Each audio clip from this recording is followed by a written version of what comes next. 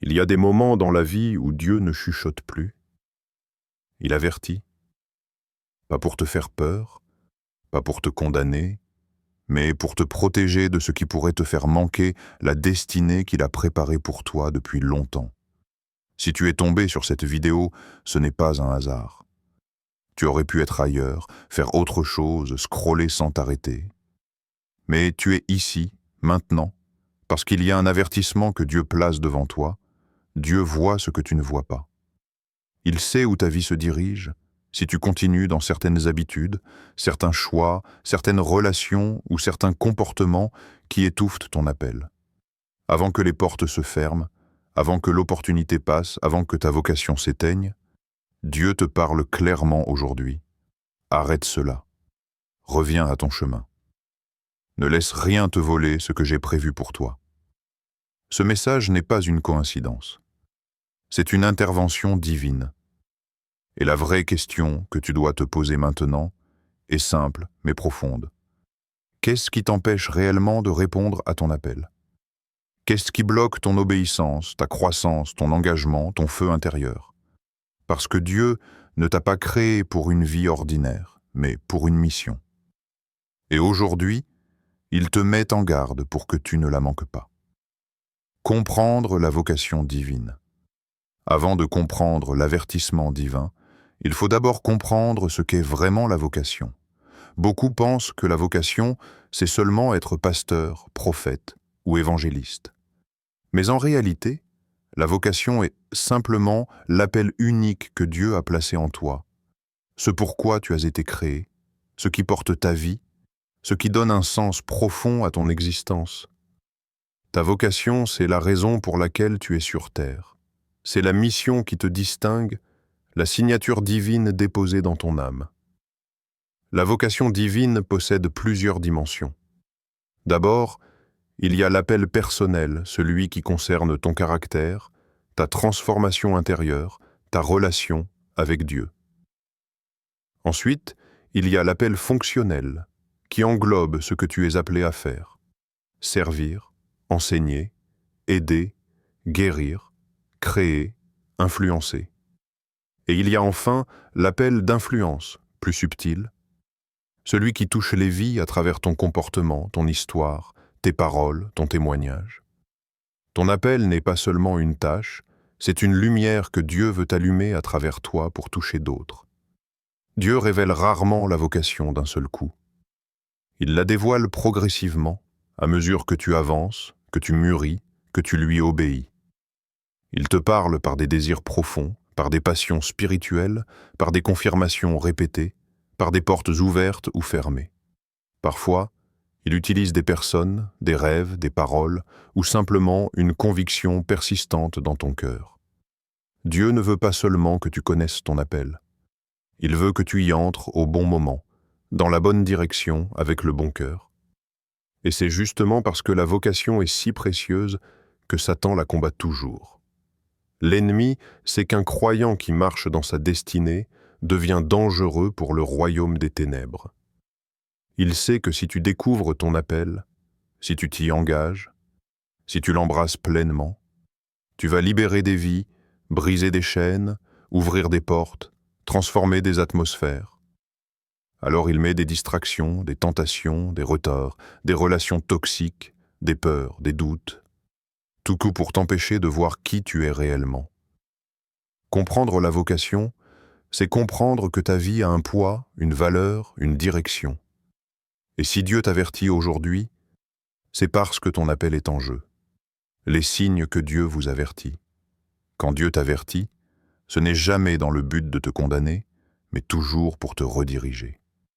Et l'un des premiers signes de cet avertissement divin, c'est une perturbation intérieure, un inconfort spirituel que tu ne peux plus ignorer. C'est cette impression que quelque chose ne va plus, même si extérieurement tout semble normal, ton esprit n'est plus en paix. Tu sens que tu dévies, que tu te perds, que tu t'éloignes petit à petit de ce que Dieu attend de toi. Cette agitation intérieure, ce malaise spirituel, ce manque de repos, ce sont souvent les premiers signaux d'alerte que Dieu place dans ton cœur. Un autre signe puissant, c'est la répétition des messages. Dieu te parle à travers différentes sources. Une vidéo, une prédication, un verset, une conversation, un rêve, un moment de prière. Les mêmes mots reviennent, les mêmes thèmes, les mêmes avertissements. Tu te dis, c'est bizarre, j'ai déjà entendu ça il y a 2 jours. Non, ce n'est pas bizarre. C'est Dieu qui insiste. Il répète parce qu'il veut être sûr que tu entendes avant qu'il ne soit trop tard. La répétition est un langage divin. Parfois, Dieu te parle aussi à travers des rêves ou des images mentales. Tu vois des avertissements symboliques, portes qui se ferment, routes barrées, situations confuses, ou au contraire, une voix qui t'appelle à revenir, à changer, à prendre une décision que tu repousses depuis longtemps. Dieu utilise ce langage lorsque ta vie consciente est trop bruyante pour entendre. Sa voix, il y a aussi ce sentiment d'urgence qui s'installe. Une impression que tu dois changer maintenant, pas demain. Comme si ton esprit te disait « Tu joues avec ta destinée ». Tu sens que quelque chose doit s'arrêter, que quelque chose doit commencer, que tu ne peux plus attendre. Tu te sens décalé dans ta propre vie, comme si tu n'étais plus à ta place. Ce décalage est un signe que tu es en train de sortir du chemin divin. Et tout cela a un but, te repositionner. Dieu ne t'avertit pas pour t'humilier, mais pour te réaligner. Il voit où ton chemin te mène. Il voit le danger, la perte, le retard spirituel. Alors, il secoue ton cœur pour t'empêcher de perdre ce qu'il a préparé pour toi. L'avertissement divin est une preuve d'amour. C'est Dieu qui te dit « Reviens maintenant. Je suis encore prêt à te guider. » Les comportements qui bloquent votre vocation. Si Dieu t'avertit aujourd'hui, c'est parce qu'il existe des comportements qui, s'ils ne s'arrêtent pas maintenant, peuvent te faire manquer ta vocation. Beaucoup ne tombent pas dans de grands péchés visibles, mais dans de petites habitudes qui, accumulées, détruisent lentement l'appel divin. La première, c'est la procrastination, ce fameux « je ferai plus tard ». Tu sais ce que Dieu t'a demandé de changer, d'abandonner, d'accomplir, mais tu repousses constamment ce plus tard, devient des mois, puis des années. Jonas a essayé de fuir l'appel, et son retard a créé une tempête. La procrastination crée toujours des tempêtes. Ensuite, il y a la paresse spirituelle. Ce n'est pas seulement ne pas prier ou ne pas lire la parole. C'est vivre en mode automatique, sans profondeur, sans engagement. C'est laisser ton feu intérieur s'éteindre jusqu'à devenir tiède. Jésus a averti l'Église de Laodicée. La tiédeur est un danger mortel pour la vocation. Une vie spirituelle faible ne peut porter une grande mission. Un autre blocage puissant, c'est les péchés cachés ou les cycles destructeurs. Pas forcément les choses que tout le monde voit, mais celles que tu gardes secrètes, celles que tu te promets d'arrêter mais auxquelles tu retournes toujours. Samson avait une force divine, mais un cycle personnel non réglé l'a conduit à perdre sa vision, au sens physique et spirituel. Les compromis répétés finissent toujours par affaiblir l'appel. Il y a aussi les relations toxiques qui te détournent de l'appel.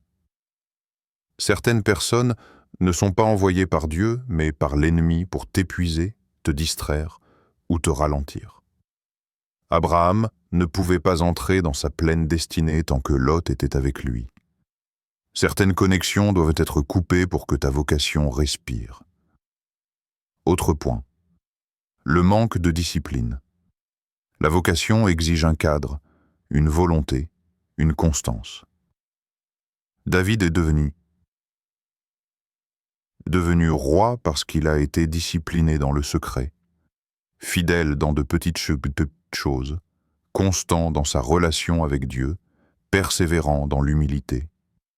Tu ne peux pas atteindre une destinée extraordinaire avec une vie désorganisée. Ensuite, il y a l'obéissance partielle, l'une des plus grandes illusions spirituelles. Faire ce que Dieu dit, mais seulement ce qui t'arrange. Saül a perdu sa couronne, non pas parce qu'il a désobéi totalement, mais parce qu'il a obéi à moitié. Dieu ne bénit pas ce que tu fais à moitié. L'obéissance partielle finit toujours par fermer des portes. La peur, le doute, le manque d'audace sont également des voleurs d'appel. Beaucoup savent ce qu'ils doivent faire, mais n'osent pas sortir du bateau. Pierre a marché sur l'eau, non pas parce qu'il était parfait, mais parce qu'il a osé. L'appel de Dieu nécessite toujours un pas risqué. Enfin, il y a un fléau moderne. La comparaison, la jalousie et la distraction numérique. Scroller des heures, se comparer, envier la vie des autres, se sentir insuffisant. Tout cela détruit la concentration, l'identité et l'élan spirituel. David n'a jamais essayé de porter l'armure de Saül. Il a marché dans son propre appel. Tant que tu regardes les autres, tu ne vois pas ton propre chemin. Tous ces comportements ne sont pas là pour te condamner, mais pour te faire comprendre que Dieu t'avertit. Il veut enlever ce qui t'alourdit pour te pousser dans ta destinée. Quand Dieu t'avertit, ce n'est jamais pour te faire peur. C'est parce qu'il voit plus loin que toi. Il voit ce que tes choix actuels vont produire dans quelques mois, quelques années, et il intervient pour te protéger. Dieu avertit toujours avant d'agir. C'est sa manière de montrer sa miséricorde. Il prévient avant de corriger, il parle avant de secouer, il appelle avant de fermer une porte. L'avertissement divin est une preuve que Dieu n'a pas renoncé à toi. La voix de Dieu, dans ces moments, n'est pas toujours spectaculaire. Souvent, c'est une voix douce mais insistante, un murmure qui revient encore et encore. Arrête, change, reviens. Ce n'est pas ton chemin. L'esprit ne crie pas, mais il insiste. Tu peux essayer de l'ignorer, mais tu sens au fond de toi que quelque chose n'est pas aligné. Cette insistance, ce poids dans ton cœur, c'est Dieu qui tente d'éviter un naufrage spirituel. La Bible est remplie d'exemples de personnes que Dieu a averties avant que les conséquences n'arrivent. Jonas, appelé pour Ninive, a reçu une mission claire. Quand il a fui, Dieu l'a averti par une tempête, puis par le silence du ventre du poisson. Ce n'était pas une punition, mais une correction pour le ramener à sa destinée. Samson, malgré sa force exceptionnelle, avait des faiblesses qu'il refusait de traiter. Dieu l'avertissait par les conséquences répétées de ses choix. Quand il a persisté, il a fini par perdre sa force, non parce que Dieu l'avait abandonné, mais parce qu'il avait ignoré les avertissements trop longtemps. Saül, lui, a choisi l'obéissance partielle. Dieu lui a parlé plusieurs fois, lui a donné des chances, l'a repris avec patience, mais Saül n'a jamais ajusté son cœur, et il a perdu sa royauté. Ce qui arrive quand on ignore les avertissements divins, ce n'est pas une punition instantanée. C'est quelque chose de plus subtil. Une perte progressive, tu perds d'abord le sens. Tu ne sais plus où tu vas, tu te sens confus, vide, dispersé. Ensuite, tu perds la connexion. La prière devient mécanique. La voix de Dieu semble lointaine, ton esprit ne discerne plus. Enfin, tu perces la grâce dans ce domaine.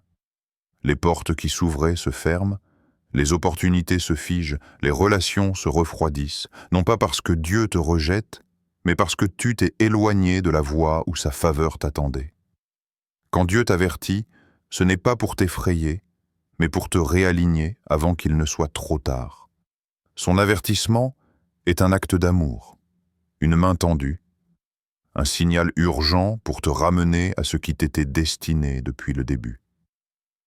Lorsque Dieu t'avertit, ce n'est pas pour te limiter, mais pour t'empêcher de manquer ce qu'il avait préparé pour toi. Beaucoup pensent que désobéir ou retarder un appel n'a que des conséquences spirituelles internes. Mais en réalité, cela affecte aussi ce que tu étais censé vivre, recevoir et devenir. La première chose que tu risques de manquer, ce sont les portes que Dieu voulait ouvrir. Certaines portes ne s'ouvrent que dans une saison précise. Quand tu n'es pas au bon endroit spirituellement, au bon moment, la porte se ferme. Pas parce que Dieu ne veut plus, mais parce que la saison est passée. Tu risques aussi de manquer des opportunités divines. Les bonnes rencontres, les bonnes idées, les bonnes directions, les bonnes occasions professionnelles, ministérielles ou personnelles. Dieu orchestre des moments exacts où tout s'aligne. Mais si tu n'es pas prêt, si tu es distrait, pris dans un cycle de compromis ou en train de suivre ton propre chemin, tu passes à côté de ce qui aurait pu transformer ta vie.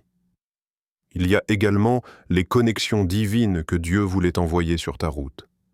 Des personnes destinées à t'aider, t'ouvrir des portes, t'enseigner, t'accompagner, te propulser, mais Dieu ne relie jamais quelqu'un à une personne qui n'est pas prête. Si tu dévies, tu risques de manquer ce que Dieu avait positionné pour t'élever. Moïse avait Aaron, David avait Jonathan, Paul avait Barnabas. Les connexions divines sont stratégiques, mais elles sont aussi saisonnières.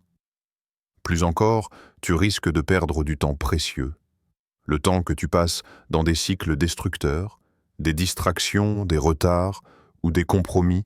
Ce sont des mois, parfois des années de construction spirituelle qui auraient pu avancer. Le temps perdu n'est jamais neutre. Il crée du retard dans ta destinée. Tu arrives plus tard, là où tu aurais pu arriver plus tôt.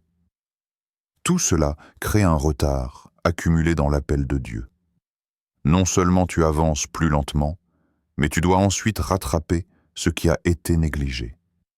Israël aurait dû entrer en terre promise en quelques semaines. Ils ont mis 40 ans. Le retard spirituel ne vient pas de Dieu, mais de l'obstination humaine. Enfin, il y a un principe biblique que peu osent dire. Un appel ignoré peut être repris par un autre Dieu n'est jamais bloqué. Quand Saül a refusé d'obéir, David a été choisi. Quand Judas a trahi, Matthias a été établi. Ce n'est pas que Dieu abandonne l'homme, c'est l'homme qui abandonne l'appel, et Dieu accomplit toujours son plan, avec ceux qui sont prêts. Ne pas écouter l'avertissement divin, c'est risquer de laisser quelqu'un d'autre vivre ce que Dieu avait voulu accomplir à travers toi. Comment cesser ce qui vous bloque? Savoir que quelque chose bloque ta vocation n'est pas suffisant. Il faut maintenant apprendre comment briser ces blocages pour entrer dans ce que Dieu a prévu pour toi. Le premier pas est un diagnostic personnel honnête. Cela signifie regarder ta vie avec vérité, sans excuse, sans justification. Pose-toi des questions directes. Qu'est-ce qui me détourne de Dieu? Qu'est-ce qui vole mon temps? Quelle habitude affaiblit ma vie spirituelle? Quelle relation m'éloigne de mon appel? Tant que tu n'as pas identifié clairement ce qui te freine, tu ne pourras pas le vaincre. La clarté, ce Dieu, est le début de la délivrance. Une fois le diagnostic établi, il faut renoncer aux habitudes nuisibles. Et renoncer, ce n'est pas juste essayer d'arrêter, mais décider fermement. Ça s'arrête aujourd'hui. Les cycles destructeurs ne s'arrêtent pas avec le temps. Ils s'arrêtent avec une décision. Quand Daniel a décidé de ne pas se souiller, il l'a fait avant d'être confronté. Quand Joseph a fui la tentation, il a fui physiquement, pas en priant silencieusement.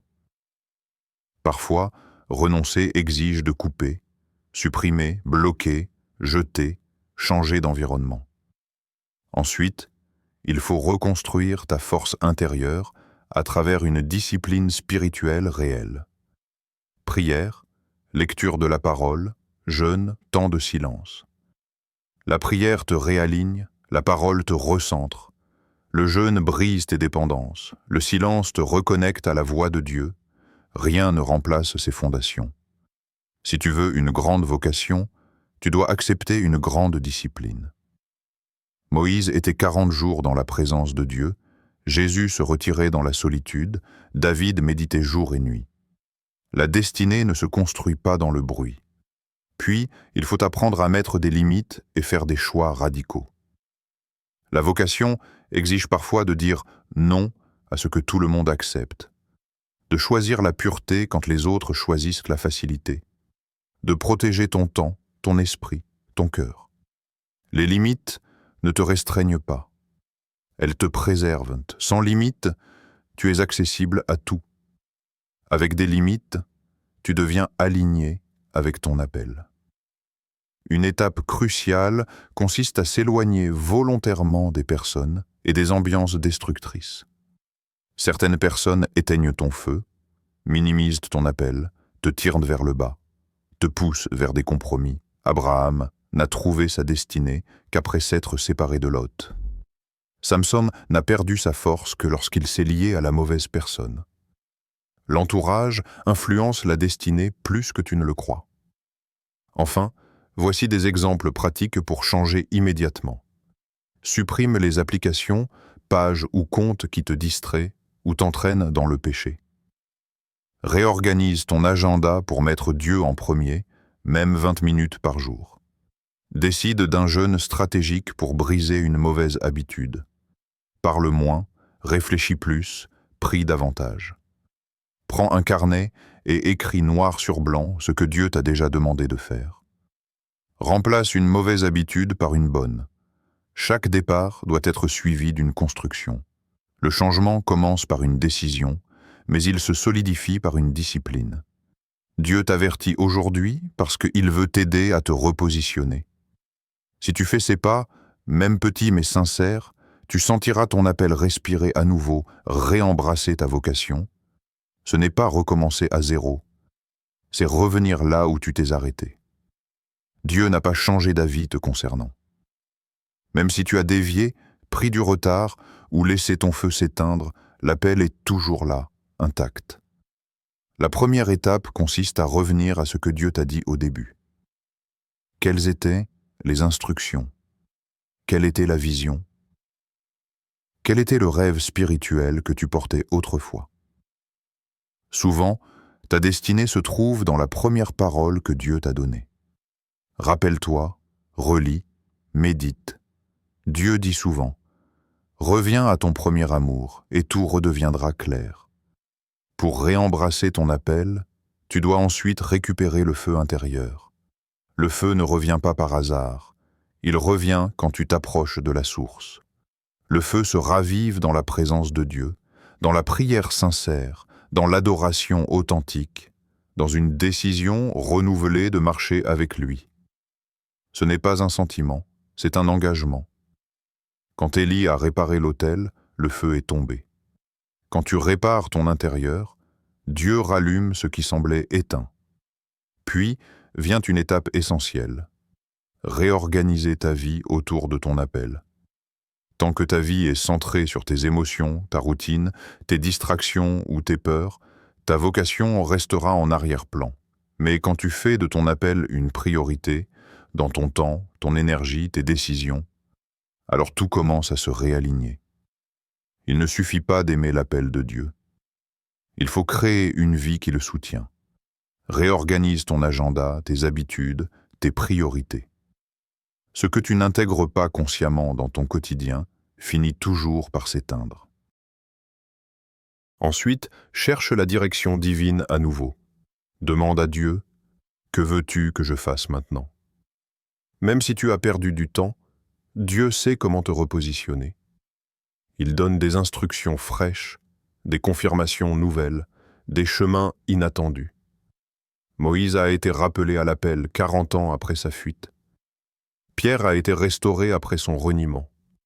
Dieu a toujours une nouvelle directive pour ceux qui reviennent. Enfin, réembrasser ta vocation implique de te repositionner dans le service, l'obéissance et la foi. L'appel n'avance pas dans la théorie, mais dans l'action. Serre là où tu es, obéis dans les petites choses, avance même si tu n'as pas tous les détails. La foi redonne mouvement à ta destinée. Quand Abraham a quitté son pays, il ne connaissait pas tout, mais il faisait confiance. L'appel se ravive quand tu te remets en marche, réembrasser ta vocation, c'est dire « Seigneur, me voici à nouveau, allume-moi, conduis-moi, utilise-moi. » Et Dieu répond toujours à ce cri témoignage. Même quand nous dévions de notre appel, Dieu peut toujours restaurer notre destinée. Dans la Bible, nous voyons de nombreux exemples de personnes qui ont failli perdre leur vocation, mais qui ont été relevées par la grâce divine. Pierre a renié Jésus 3 fois, mais il est devenu le roc sur lequel l'Église a été bâtie. Sa chute n'a pas annulé son appel, mais a servi à le purifier et le fortifier. David, après son péché avec Bathsheba, a connu le jugement, la correction et la douleur. Mais Dieu l'a restauré pour qu'il devienne le roi selon son cœur. Paul, persécuteur de l'Église, est devenu l'un des plus grands apôtres et l'instrument de l'Évangile pour les nations. Ces exemples nous montrent que la restauration n'est jamais hors de portée. Peu importe la gravité de nos erreurs, Dieu ne mesure pas ton passé avec ton futur. Il voit ton potentiel et ton cœur repentant. Lorsque tu décides de revenir à lui, de renoncer aux habitudes qui t'ont éloigné et de marcher dans l'obéissance, il restaure ta vocation avec puissance et précision. Ce n'est pas seulement un retour à ton ancien niveau, mais souvent un élargissement et un relèvement qui surpasse ce que tu aurais accompli sans la chute aujourd'hui. Si tu sens que tu as manqué des occasions, que tu as été distrait, que tu as échoué, sache ceci. Dieu peut tout remettre en ordre. Il restaure, raffermit, renouvelle et redonne la vision claire de ton appel. Ton passé n'est pas une barrière, mais un tremplin pour le futur. Lève-toi avec courage et foi, car Dieu est en train de réactiver ton appel et de te remettre sur la voie que tu aurais dû suivre. Aujourd'hui, Dieu t'adresse un message clair et direct. Ne manque pas ta vocation.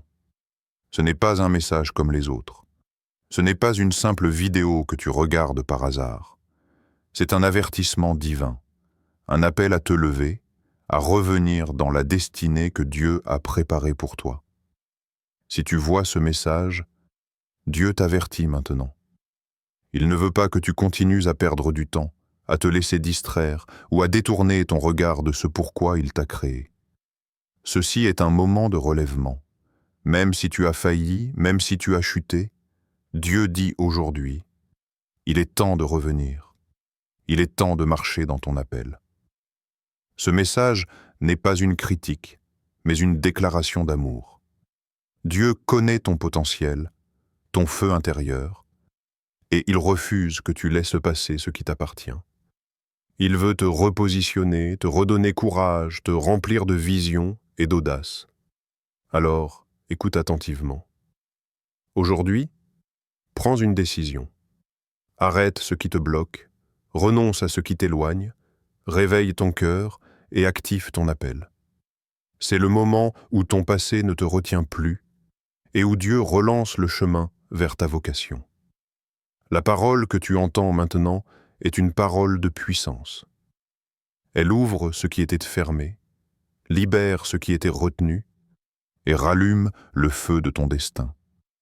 Dieu déclare que chaque pas que tu feras dans l'obéissance aujourd'hui multipliera ton impact demain. Ne regarde pas en arrière, ne doute pas, ne remets pas à demain. C'est ton temps, c'est ton moment. Active ton appel maintenant. Dieu t'avertit, il te relève. Et il te dit, ne manque pas ta vocation. Nous arrivons à la fin de ce message, mais pas à la fin de ton parcours. Aujourd'hui, nous avons exploré des vérités essentielles. Dieu t'avertit pour te protéger, pour te recentrer sur ton appel, pour que tu ne rates pas la destinée qu'il a préparée pour toi. Nous avons vu les comportements qui bloquent ta vocation, les signes que Dieu place dans ta vie, et comment même après des erreurs ou des retards, il peut restaurer et relancer ton appel. Chaque point que nous avons abordé aujourd'hui converge vers une seule vérité. Dieu t'aime et il veut que tu réussisses dans ton appel. Rappelle-toi que cet avertissement n'est pas un hasard. C'est un tournant dans ta vie. C'est le moment de prendre une décision consciente de renoncer à ce qui te retient, de raviver ton feu intérieur, de réorganiser ta vie autour de ton appel et de marcher dans l'obéissance et la foi. Ce que tu as entendu aujourd'hui n'est pas juste une information spirituelle, c'est une instruction divine pour ton succès et ta réalisation. Je t'encourage à ne pas rester passif. Commente pour affirmer que tu choisis d'obéir. Partage ce message avec quelqu'un qui pourrait en avoir besoin et engage-toi sincèrement à mettre en pratique ce que Dieu t'a révélé. Chaque action alignée avec sa parole multiplie l'impact dans ta vie et dans celle des autres. Et souviens-toi de cette déclaration finale. Ta vocation ne sera pas perdue si tu obéis maintenant. Peu importe tes erreurs passées, peu importe tes retards, peu importe tes doutes, Dieu est prêt à te repositionner, à t'élever et à accomplir son plan à travers toi. Aujourd'hui est le jour pour répondre à l'avertissement, pour réactiver ton appel et marcher dans la destinée que Dieu a prévue depuis le début.